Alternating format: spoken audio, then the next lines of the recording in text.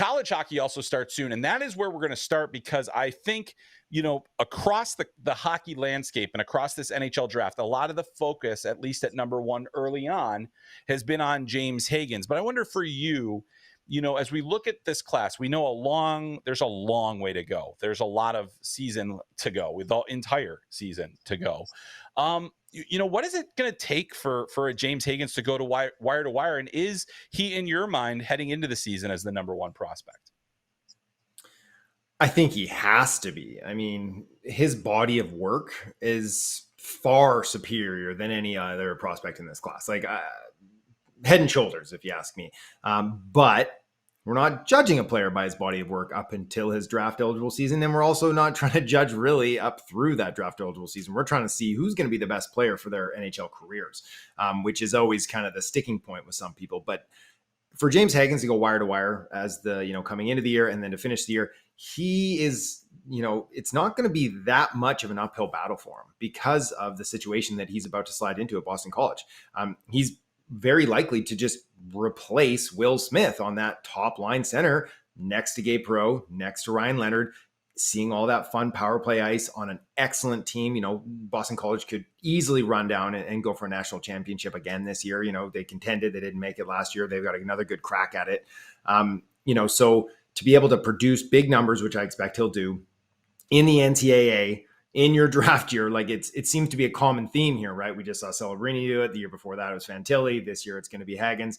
But, he isn't Bedard. He isn't Celebrini.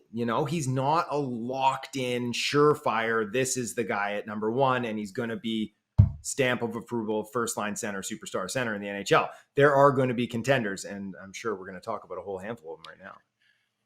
Yeah, we sure are. And, I think particularly when it comes to James Hagens, you mentioned the situation that he's in. That's really one of the best things that you could ask for. Having Ryan Leonard and Gabe Perreault on either side of you, which is what we expect will be the line.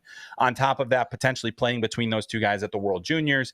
That's it's almost like a cheat code, but you still have to rise to the occasion. And I think that that's really what we're looking to see James Hagens do. And, I think you talked about Celebrini, Fantilli. I mean, they had a little bit more, of a different dynamic than James Hagens does. Hagens is not going to be the overly physical player that, Fantilli was always physical. He was always using his body. He doesn't have the two-way capabilities of a Macklin Celebrini, but he's got the high-end skill. He's got the hockey sense. He's got the playmaking ability. He's got the speed. All of these different things are going to come in there. But as you mentioned, there are going to be other contenders. And I'm actually skip ahead a little bit just because he's really in the news right now. And I want to talk about it because what a tremendous way to start a draft season. But Roger McQueen is probably the guy that NHL scouts are just begging to be amazing, right? He's 6'5". He is a big fella. And then in his first game of the season, or in his first weekend of the season, 4 goals, 6 points total over his first 2 games of the season, starting off the year with a 4-goal game in a 5-2 win over Moose Jaw. He plays for the Brandon Wheat Kings. I mean, what are your expectations for Big Roger McQueen? And we will always refer to him as Big Roger McQueen. Big Raj. Yeah, I mean... When I was at the Holinka and I was just drooling over Matthew Schaefer, and I said it, I was like, I'm not saying he's second overall, but I'm saying if anyone's the front runner for second overall in my books, it's Matt Schaefer. And I immediately got a text from an NHL guy who I respect and I trust. And he said, if anyone's going to contend for first overall, it's Big Raj. And like you said, a 6'5" power pivot, right-handed power pivot. Like those guys are damn near unicorns, right? When they've got high-end skill. And so, he was a point-a-game player in the West last year. The thing is with him is that, yes, he is big, he is powerful, he's got great hands. He's had an excellent start. Like he looked terrific in those first 2 games, obviously the 4-goal game, but in the second game, not on the score sheet, but he was still looking very, very good.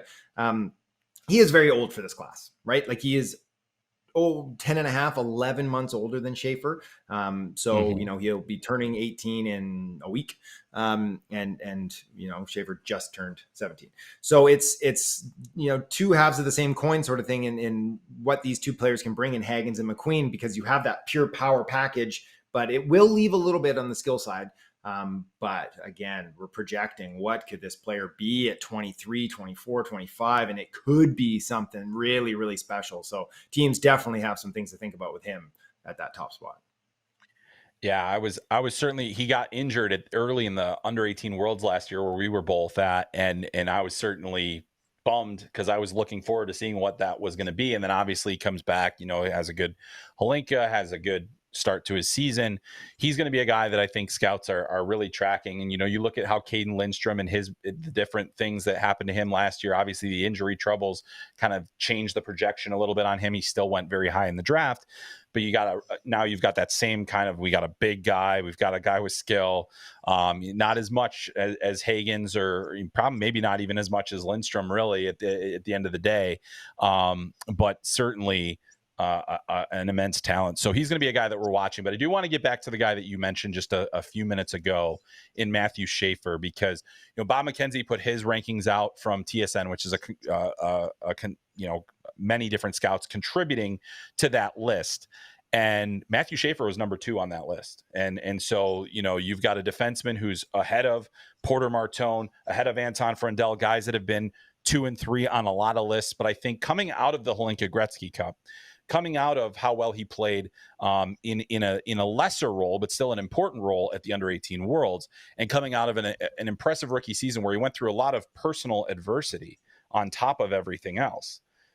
I mean, there's a lot of talk about him being not just, the number 1 defenseman, but even, as you said, potentially number 1 overall. What were the things that you saw that made you think, well, this guy, he's got to be a potential number 1 candidate here?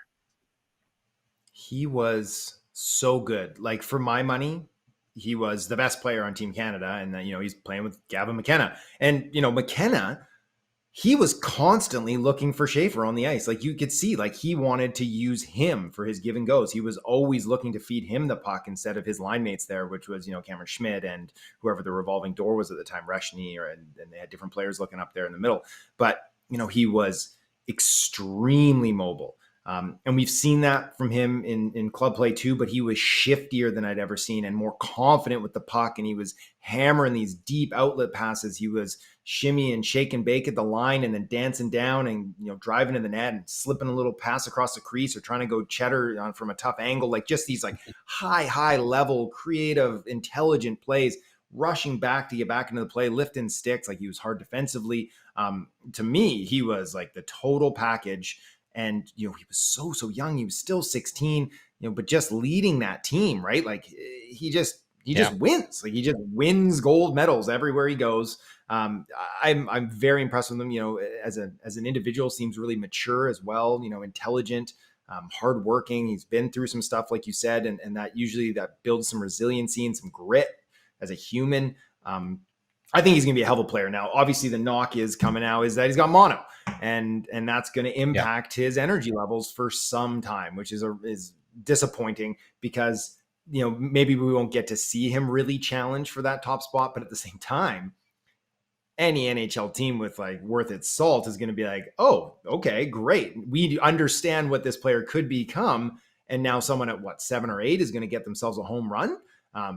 They'll just say thank you very much. But I think teams are going to be smart enough, especially in this class, which is going to be a little light on elite defensemen, that even if he has a slow start, even if the counting stats aren't there because of that slow start, and we're looking at January, February, March, when he really kind of gets up to speed, that they're going to understand this guy's good enough to take top 3.